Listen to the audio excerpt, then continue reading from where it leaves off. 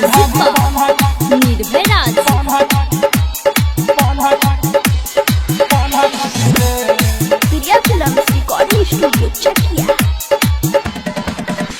बाराती जाबा सनकी रे जवानी धदी बनकी रे बाराती जाबा सनकी रे बाराती जाबा सनकी रे जवानी धदी बनकी रे बाराती जाबा सनकी रे तेरा आइल बारे नाचे उमर बट काचे दाब दी कोनो हुमा चके रे बाराती जाबा सनकी रे जवानी धदी बनकी रे बाराती जाबा सनकी रे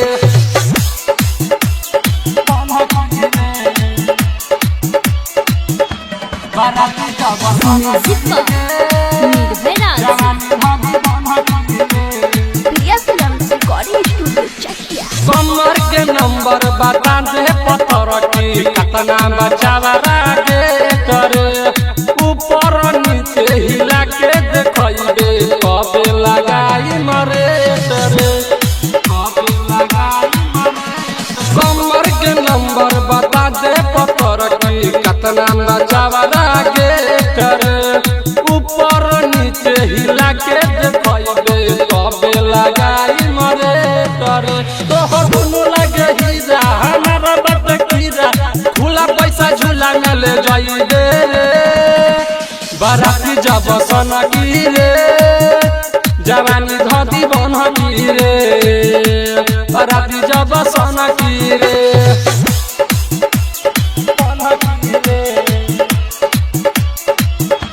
बाराती जाबा सनकी रे निर्भय राज जवानी धदी बनकी रे बालवीर विकेश छुवाई सोले सर सटय जान तनी पाजरा लहंगा पहनाई में महंगा दिखाई सटय चूड़ा के गाजरा बालवीर विकेश छुवाई सोले सर सटय जान तनी पाजरा महंगा पहनाई में लहंगा लियाई सटय जान तनी पाजरा घर नंदन दोषी बोली रउआ बेसी सोनू भाई भाई के हुमा चदी रे बाराती जाबा सनकी रे जवानी धदी बनकी रे बाराती जाबा सनकी रे प्रिया फिल्म्स रिकॉर्डिंग स्टूडियो चकिया।